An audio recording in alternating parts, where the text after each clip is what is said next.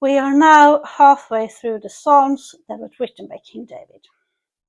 You can somehow feel that he is older, more wise and mature, like he has found his place on earth as a ruler and royal. So welcome to Leah's Bible Babble, Psalms.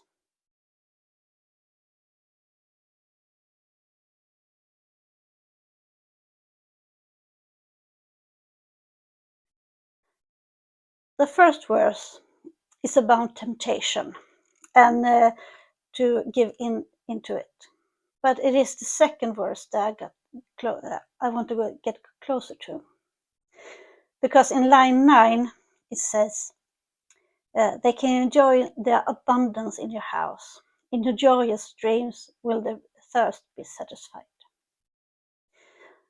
They are, of course, those that worship and follow God. But the word abundance is rooted in the offerings rites that was in the temple, let's say the temple in Jerusalem. And to be the temple being God's house and the life-giving blessing that flows from it. Line 10 is truly poetic, because with you is the source of life, and in your light we will see light. God's light is another expression for life. Now, the life has come to be one of the most powerful and well-known symbols of God in the Old Testament, and stands for not only God himself, but also for his guidance and life force, and also as the symbol of human life. While in the New Testament, there will be the symbol for Christ.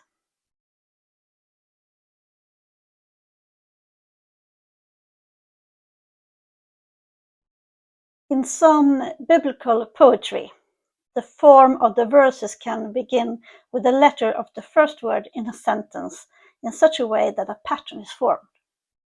That pattern is called astracon and is based on the Hebrew alphabet with 22 letters. I can give you an example of how such a pattern can look like, but with the alphabet we all know.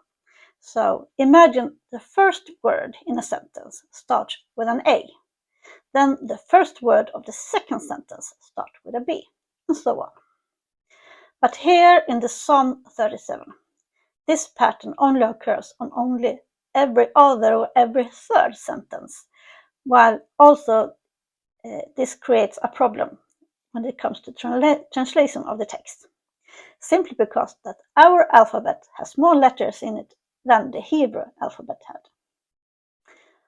But one thing that caught my attention was line 7.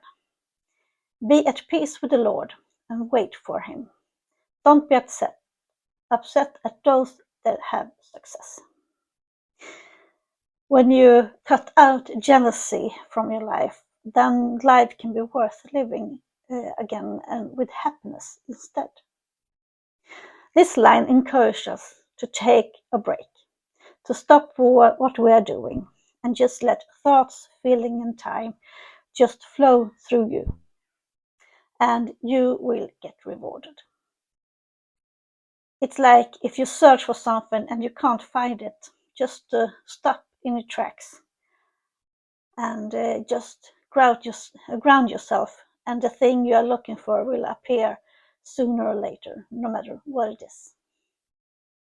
This passage made me think of one of my absolute favorite psalms in the Swedish hymn book, You Are a Prayer, or Du är en bön. I will give you a link in the description down below if you want to listen to it. In the next verse, David writes about the duality about richness and the poor. You don't have to be rich to be able to take part in God's richness. It's more the other way around. When I come to the Gospels, I will talk more about this, but take note that 500 years before Jesus, the thought of even that the poor was welcomed into God's presence. David ends the verse with line 23 to 24. The mankind's steps are controlled by the Lord, and he will make her path safe.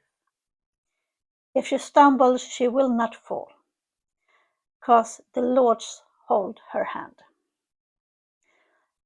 The last verse is about having God close to your heart, and how you always win with that state of mind.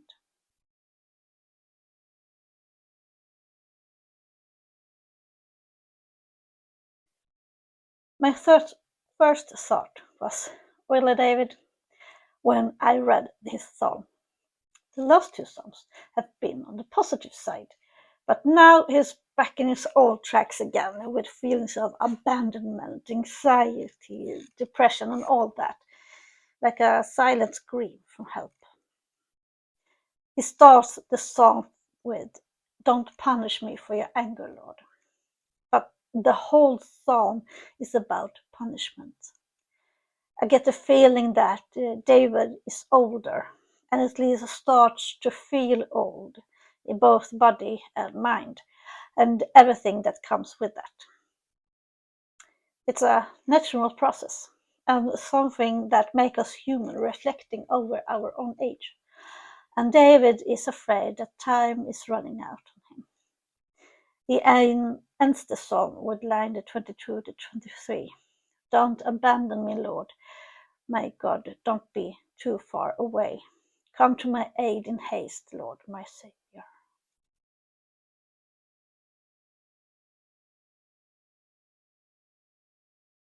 Well, David is not cheered up at any point here. The melancholy overall is like a wet wool blanket that lowers you down. Yet there is something hauntingly beautiful with the sentence that is repeated: "Mankind is only a dust in the wind." He is reflecting over his own deadliness while trying to understand God.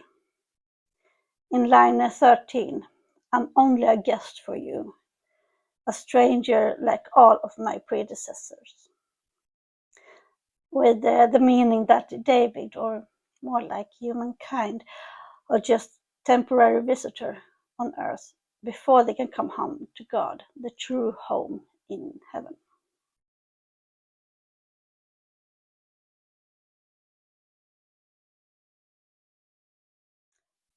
Well, we don't know exactly how the songs were sung or sounded like, but there are some musicians that have taken some of the text from the Psalms and turned them into something new. And one of those examples is the group U2. They actually did a song with this text from this psalm, and it's called Plain and Simple 40. So there's a link in the description below for that. So what does the psalm say?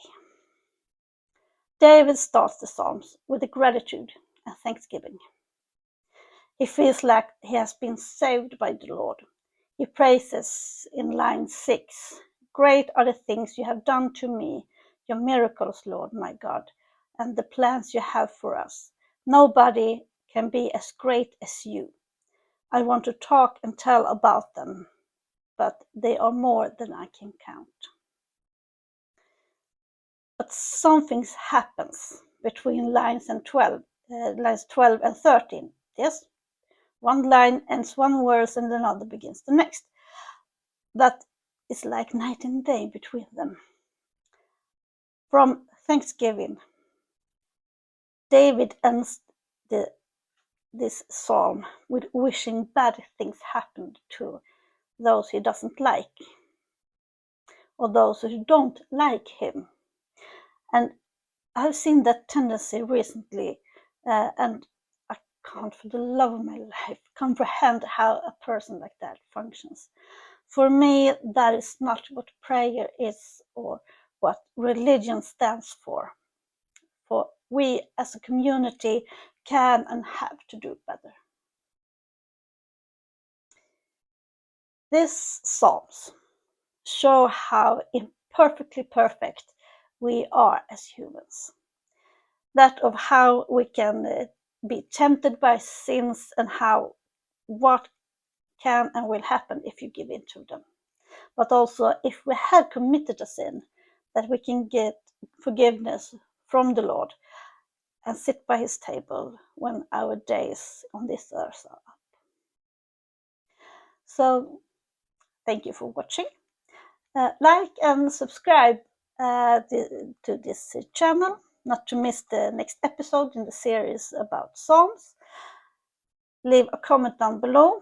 It would help me a lot, and I get to know you a little bit better. In the description below, there are useful links and information as always. And remember, if you can't be anything, at least be kind. Have a nice day, stay safe, and I hope I will see you again soon. Bye!